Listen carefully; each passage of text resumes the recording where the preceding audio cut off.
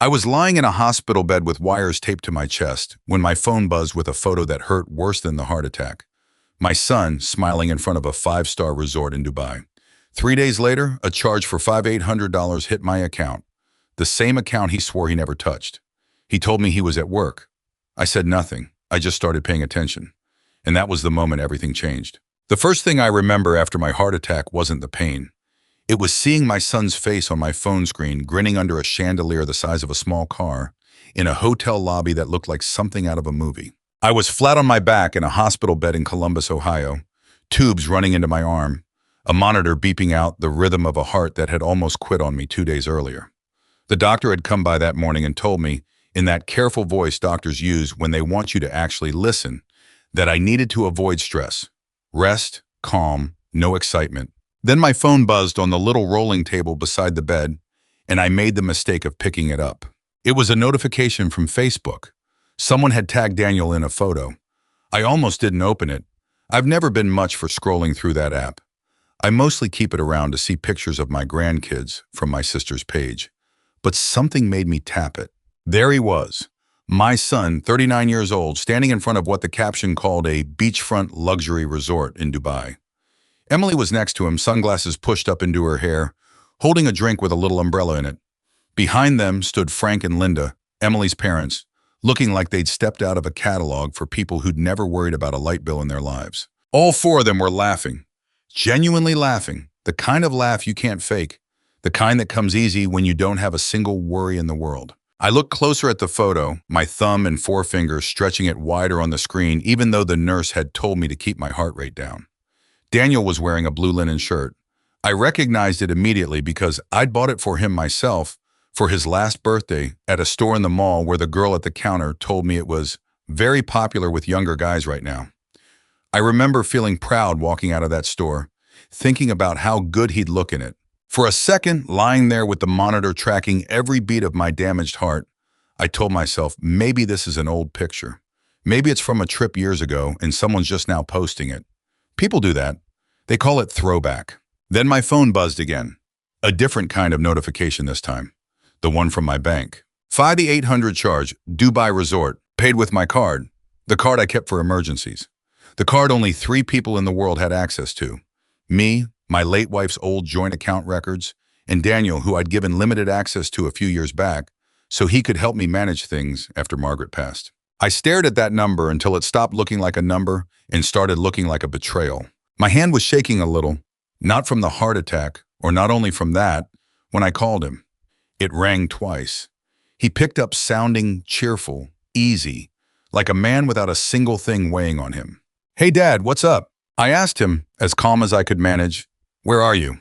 There wasn't even a pause, not a beat, not a breath. "At work, Dad." I looked at the photo still glowing on my screen. Dubai sunlight, blue sky, my son's laughing face under a resort awning that probably cost more per night than I used to make in a week at the plant. I looked at the transaction. $5,800. Gone from an account I'd spent 35 years building, one overtime shift at a time. And I just said, "Enjoy yourself, son." He laughed, easy and light. "Thanks, Dad." I hung up the phone and set it face down on the little rolling table. And I lay there staring at the ceiling tiles, listening to my own heartbeat on the monitor. Steady now, but different somehow. Not weaker, something else. Something I hadn't felt in a long time. I want to be honest with you about what I felt in that moment, because it wasn't rage, not at first. It was something quieter and colder than rage. It was the feeling of a man realizing, all at once, that the story he'd been telling himself about his own life, the story where he'd raised a good son, where all those years of sacrifice had built something solid, might not be true, or might not be true anymore. I didn't cry. I didn't call Emily. I didn't call anyone. I just lay there in that hospital bed, and somewhere between one heartbeat and the next, I made a decision. I picked up the phone again, but this time I called my bank. "I need you to freeze my cards," I told the representative. "All of them." She asked if something was wrong, if I'd lost my wallet, if I needed a replacement sent. "No," I said, "nothing like that." Then I asked her for something else. Something that surprised even me as the words came out of my mouth, steady and clear despite the wires still taped to my chest. "I need every transaction my son has made on my account for the last 3 years." There was a pause on the line.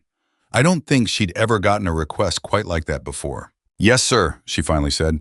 "I'll have that sent right over." I hung up and lay back against the pillow, and for the first time since the ambulance had carried me in 2 days earlier, I felt something other than fear. My plan had begun. I want you to understand something before I go any further with this story, because it's easy to hear what Daniel did and picture some kind of villain, some cold, calculating con man who never had a decent bone in his body. That's not who he was, or at least that's not who he started out as. I raised him mostly alone after his mother, Margaret, passed when he was 24. Cancer took her slow over the better part of a year, and by the end it was just me and Daniel in that house. Two men who didn't know how to talk about grief, so we just didn't. We fixed things instead. I taught him how to change the oil in his car, how to patch drywall, how to fix a leaky faucet, because doing things with my hands was the only way I knew how to love him without saying the words out loud. I worked 35 years as a maintenance engineer at a manufacturing plant outside Columbus. It wasn't glamorous work. I came home smelling like machine oil more nights than I can count, and I put every spare dollar into savings because that's what my own father taught me. You don't spend what you might need tomorrow. By the time I retired, I had close to $240,000 put away, a modest investment account, a house that was nearly paid off, and a life insurance policy I'd kept current since Daniel was born. I wasn't rich, but I was steady, and after Margaret died, steady was all I had left to give him. So when Daniel called me at 27 and said, "Dad, I just need $2,000 to fix my car. I'll pay you back," I didn't hesitate. I drove to the bank that same afternoon. When he was 30 and Emily needed help with a down payment on their first house, I pulled $18,000 out of savings without blinking. I remember telling myself it was an investment in my son's future, in my future grandchildren having a stable home to grow up in. When he was 33 and a business venture of his collapsed, some online retail thing with a partner who disappeared with half the inventory, I quietly covered what he owed so it wouldn't follow him, so it wouldn't wreck his credit before he'd even had a chance to build one. Every single time, he looked me in the eye and said the same thing. "One day, Dad, I'm going to make you proud." And I believed him. I believed him because I wanted to, and because after Margaret was gone, believing in Daniel was the closest thing I had to believing in anything at all. He was all I had left. That's not an excuse. It's just the truth. And the truth is usually where the trouble starts. Looking back now, I can see exactly where it shifted, where the son asking for help became something else, something with sharper edges. It was small at first.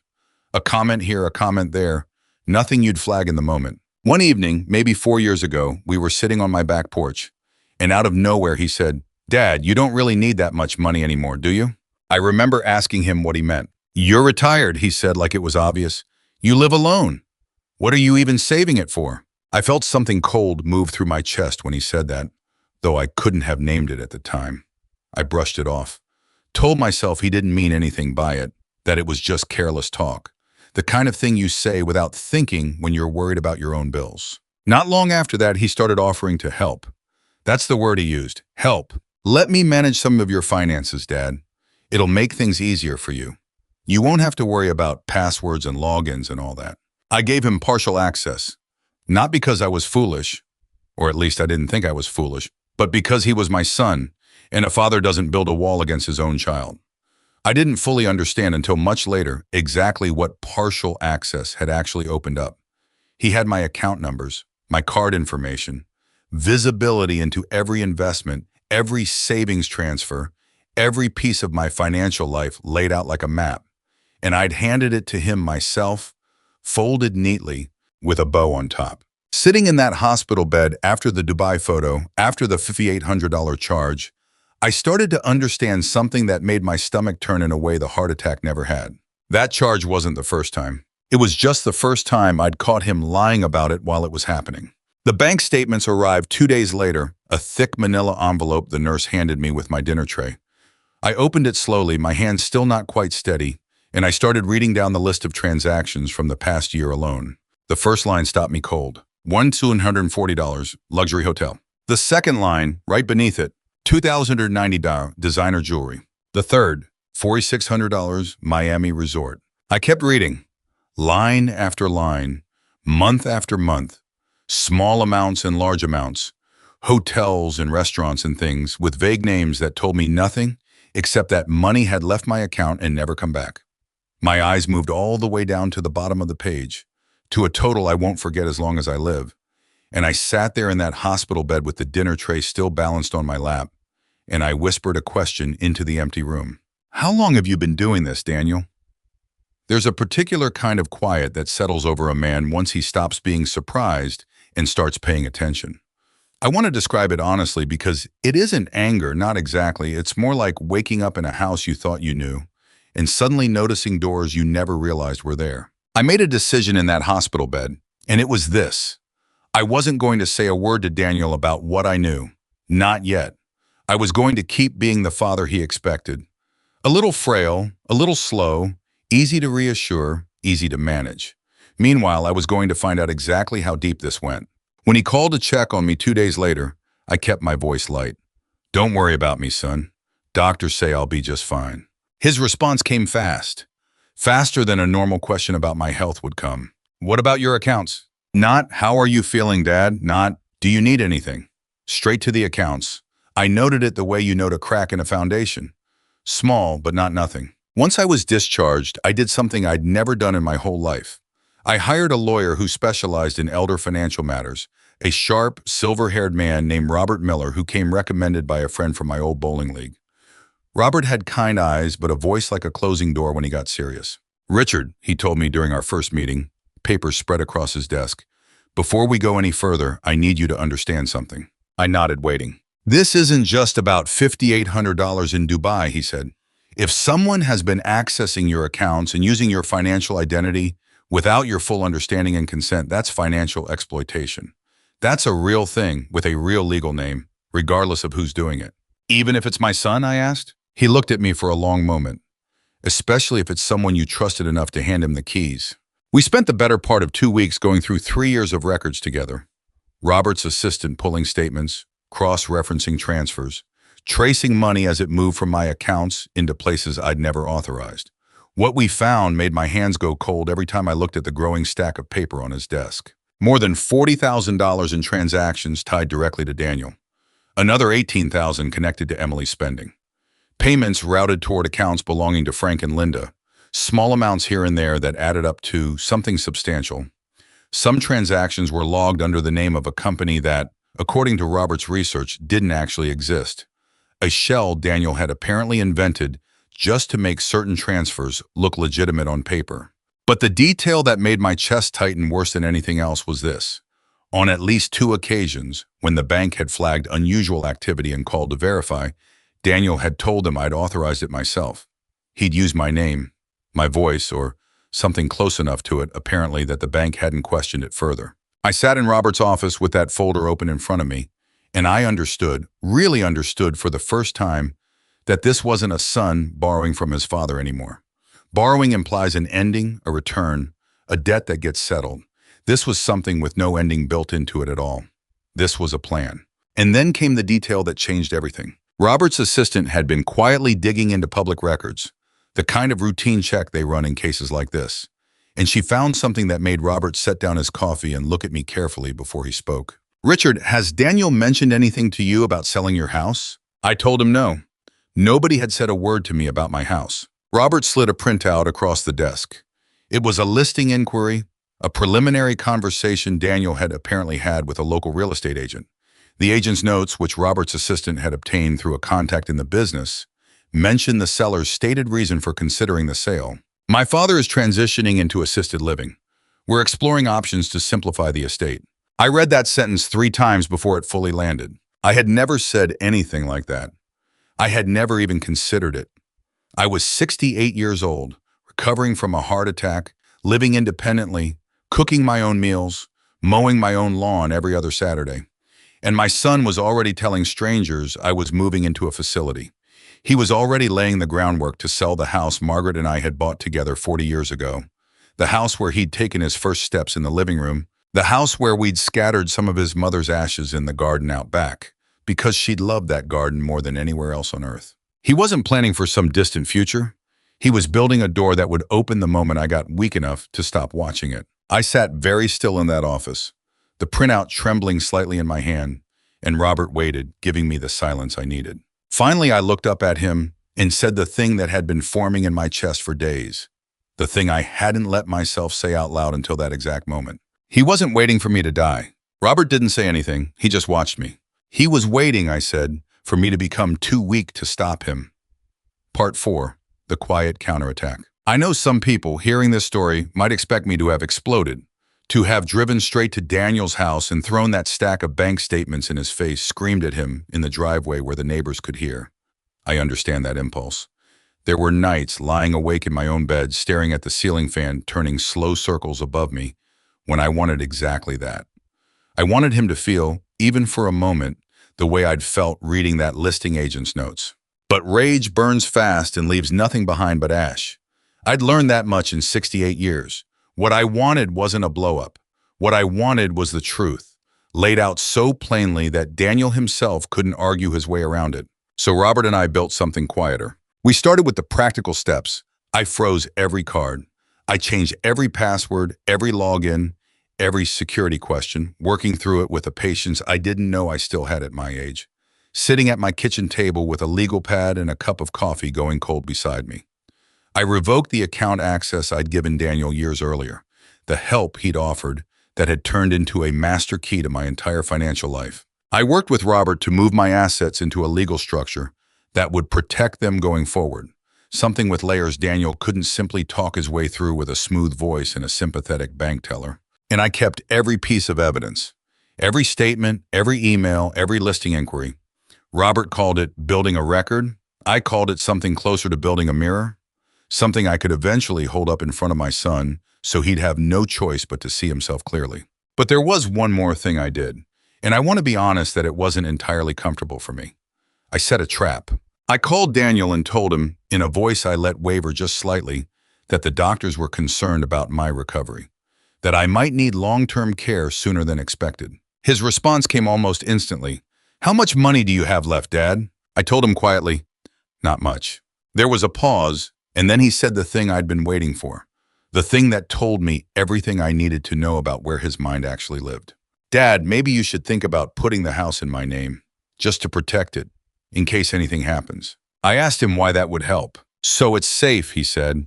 "So nobody can touch it if things get complicated with your care costs." I told him, "Of course, son, whatever you think is best." What he didn't know was that I had a small recorder sitting on the kitchen counter, running the entire time. In the weeks that followed, Daniel's behavior kept confirming everything Robert and I had pieced together. I heard through my sister, who still talked to Emily's mother occasionally, that Daniel had started telling people I was having trouble keeping track of things, that my memory wasn't what it used to be.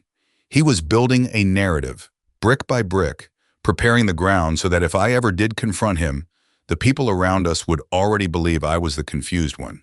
And then came the moment that told me exactly how far this had gone, how completely my son and his wife had come to see me as something to be managed rather than someone to be loved. I was on my back porch one evening in early spring, the kind of evening where the air still has a chill in it, but you can feel summer waiting somewhere behind it. And my phone had accidentally stayed connected to a call with Daniel that he thought had ended. I heard Emily's voice in the background, clear as anything. "How long until we can get the house?" Daniel's voice, low, almost bored. "Once Dad signs the papers." "And the retirement account?" "I'll handle that too." I sat there in the fading light with the phone pressed to my ear, listening to my son and his wife discuss my life savings the way other people discuss splitting a restaurant bill. I didn't hang up right away. I let it play out a few seconds longer, memorizing the exact tone of his voice, the casual certainty in it, the complete absence of any hesitation. When I finally set the phone down, I didn't cry. I want you to understand that, because I think it matters. I had cried plenty in the weeks after Margaret died, and I think I'd used up a certain kind of tears by then. What I felt instead was something clearer, something almost calm. "My son wasn't stealing from a rich old man," I said out loud to the empty porch, to the garden Margaret had loved, to nobody at all. He was stealing from the man who had spent his entire life protecting him. The next morning I drove to Robert's office. He had a folder waiting for me on his desk, thicker than any of the ones before it. "Richard," he said, "we can stop him, legally, cleanly, and completely whenever you're ready." I sat down across from him and thought about the recording on my kitchen counter, the listing agent's notes, 3 years of statements that told a story my son had never imagined I'd read. "Can we make him tell the truth first?" I asked. "In front of everyone, before we stop anything. Robert leaned back in his chair, and for the first time since I'd walked into his office weeks earlier, he actually smiled. If we do this right, he said, he's going to tell everyone himself. Part 5. Daniel starts losing everything. Daniel came home from Dubai still glowing with the kind of easy confidence that only comes from a man who thinks he's gotten away with something. He had no idea the ground beneath him had already shifted. The first crack came at a gas station. Robert had told me about it later, piecing it together from what people mentioned, the way small towns do. Daniel's card was declined at the pump. He tried it twice, laughed it off in front of the cashier, said something about switching banks. He didn't think much of it. Cards get declined. It happens. Then it happened again at a restaurant with Emily, and again when he tried to make a payment on his car loan. He called me, and I could hear something new in his voice, something underneath the usual breezy confidence, a thread of worry he was trying to keep out of it. "Dad, what's going on? My card's not working." "I don't know, son," I said, keeping my voice as even and puzzled as I could manage. "Have you called the bank?" He had. They told him there'd been some unusual activity flagged on accounts connected to his, and that verification would take time. He didn't know, of course, that the unusual activity they were referring to was 3 years of his own transactions, finally being looked at by someone other than me. A few days later, he drove out to the house. I watched him try his key in the front door, watched through the window as he tried it again, harder, before finally knocking. I opened the door and looked at him standing there on the porch, genuinely confused, maybe for the first time in years. "Why did you change the locks?" he asked. "Because it's my house," I told him. It was the first time I'd ever said those words to him in exactly that way, and I felt something settle inside me as I said them. Not triumph, something steadier than that, something closer to finally standing up straight after years of bending. His face shifted, and I watched anger move in behind the confusion. "I'm your son," he said, like that alone should have been enough to override every lock, every password, every boundary I'd quietly rebuilt. "Exactly," I said, and I didn't explain any further. I let him sit with that word and figure out for himself what it meant. That was when he discovered the rest of it, that I'd revoked his access to everything, every account, every card, every piece of financial trust I'd extended to him over the years. He stood on my porch and told me I was confused. He told me I was getting old, that I didn't understand what I'd done, that I needed to let him help fix it before I made things worse for myself. I let him talk. I didn't argue.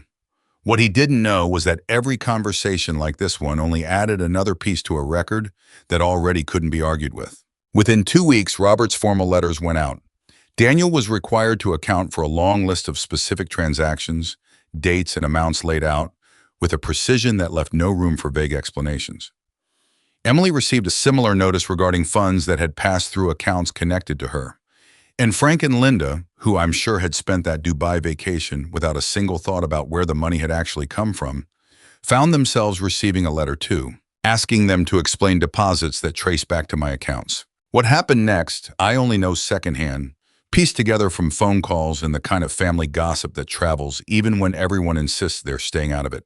The family began turning on each other almost immediately. Emily told Daniel, in what I understand was not a quiet conversation, "You told me your father gave us that money." Daniel shot back that she'd known exactly what was happening the whole time, that she couldn't play innocent now. Frank apparently had said something to the effect of, "We never asked for any of this," which struck me as a strange thing to say about vacations he'd taken and gifts he'd accepted without ever once asking where the money had come from. The family that had smiled together in that Dubai photograph, the one that had broken my heart in a hospital bed months earlier, was coming apart at the seams.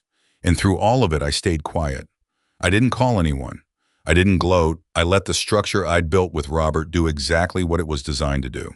Then came the moment I'd been waiting for, though I hadn't planned it quite this way. Daniel received an envelope in the mail.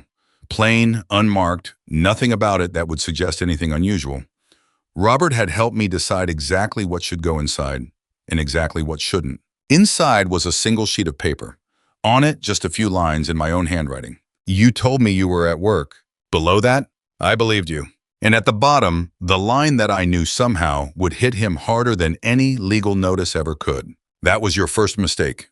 Part 6, the truth comes out. The meeting was set for a Tuesday morning in a conference room at Robert's office with tall windows and a long table that suddenly felt much too small once everyone had taken their seats.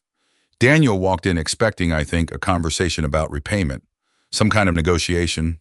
He had no idea what was waiting for him on the table in front of Robert's chair. I sat across from my son for the first time in weeks, and I watched him try to read my face the way he'd always been able to when he was a boy, looking for the softness that used to let him talk his way out of anything. I kept my expression steady. I'd had months to prepare for this moment, and I wasn't going to let it slip away from me now. Robert opened the folder slowly, methodically, the way a man opens something he knows carries weight. Bank statements, receipts, the Dubai charge printed and highlighted, text messages Daniel had sent to Emily, subpoenaed as part of the financial review, emails, the loan documents where Daniel had listed himself as having full authority over my accounts, the recording from my kitchen counter, the real estate agent's notes about assisted living. Every piece of the story I'd quietly gathered while my son believed I was too weak and too trusting to notice. "Mr. Hayes," Robert said, looking directly at Daniel, "would you like to explain the $5,800 charge from the Dubai resort?" Daniel opened his mouth. Nothing came out. I looked at my son, really looked at him, the way I hadn't let myself in a long time. "You told me you were at work," I said. He finally lifted his eyes to mine. "Then why?" he asked, his voice barely holding together. "Why does it matter so much?" "It was just a trip." I felt something rise in my chest. Not anger exactly, but something that had been building for months and needed finally to be spoken out loud.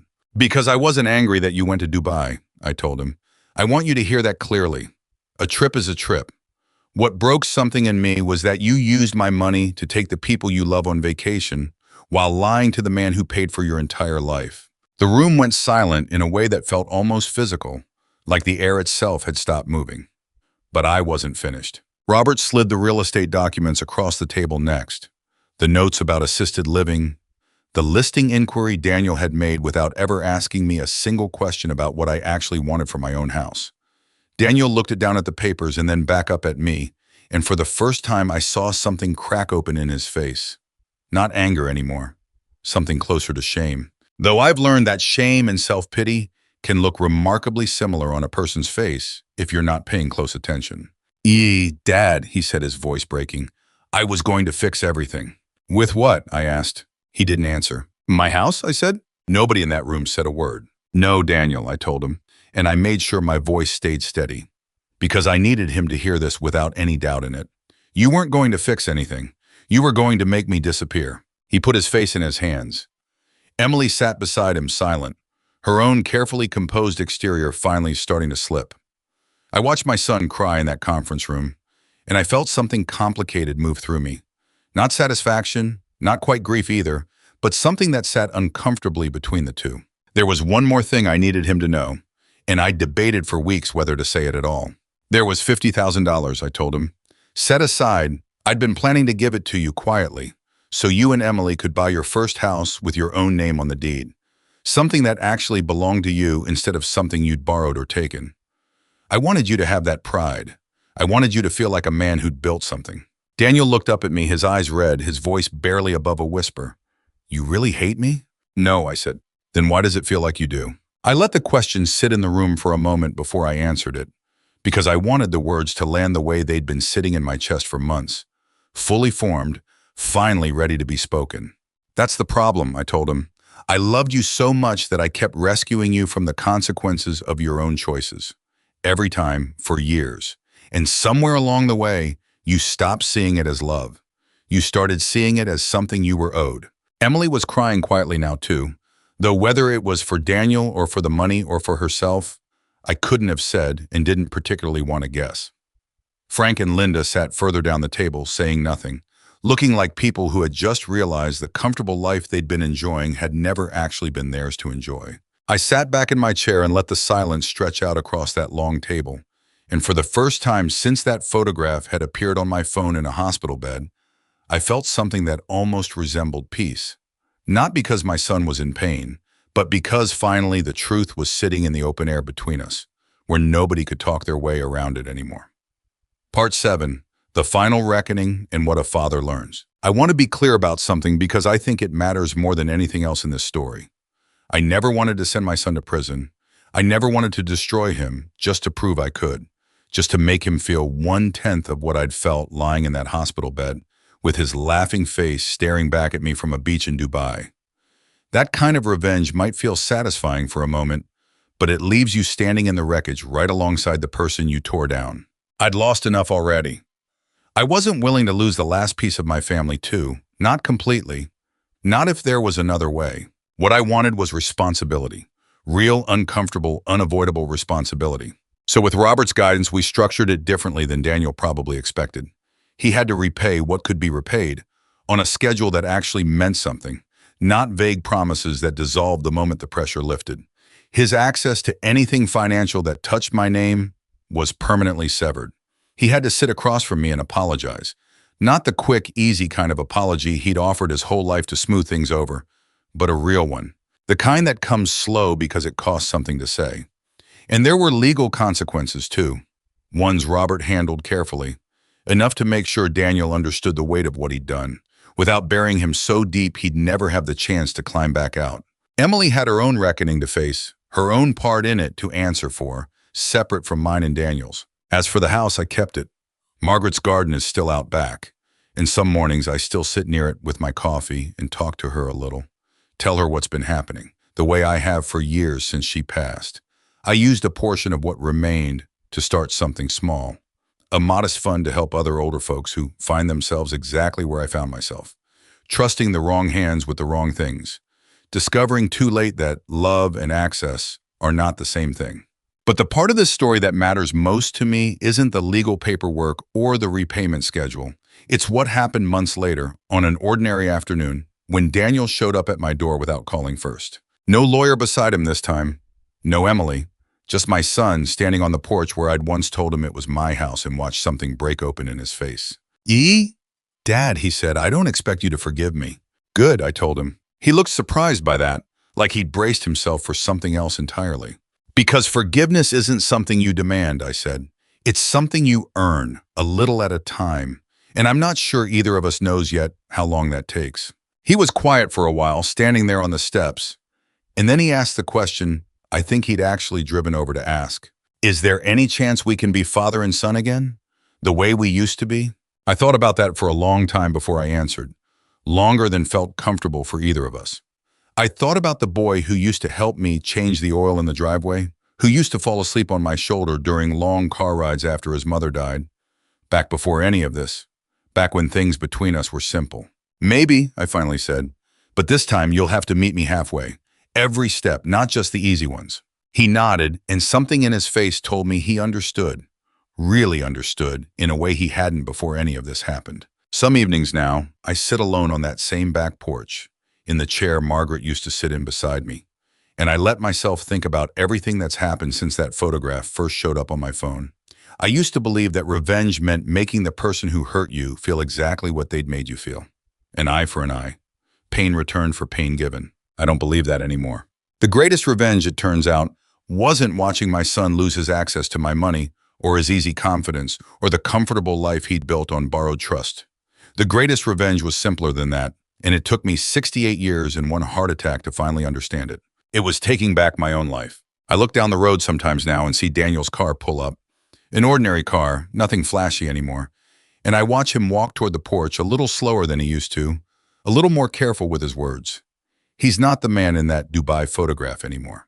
He's someone still learning how to carry the weight of his own choices, one visit at a time. I didn't destroy my son. I simply stopped destroying myself to save him. If you've made it this far with me, I imagine some part of this story touched something familiar in your own life. A son, a daughter, a parent, someone you trusted with more than you should have.